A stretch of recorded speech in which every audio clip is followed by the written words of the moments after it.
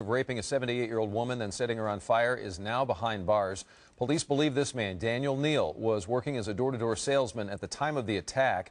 CBS 11's Joel Thomas tonight explains how police found Neal. The crime stunned this Grand Prairie neighborhood. Police say a 78-year-old woman was sexually assaulted and set on fire by a man selling magazines door to door. I can't imagine that happening to an elderly lady. That just ain't right. It's very upsetting. An arson detective sees a salesman in the same neighborhood the next day. We were able to get an identification on our suspect from him because they worked together for the same company.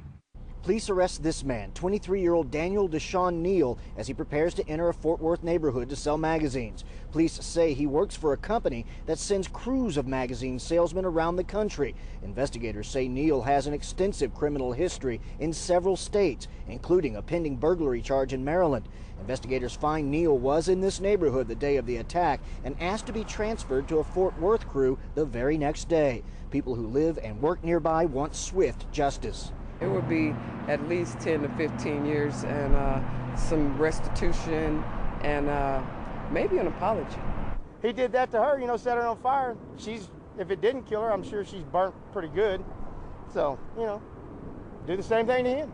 I think he should be prosecuted to the full extent of the law. His trial should be expedited and quickly taken care of, because that is horrendous.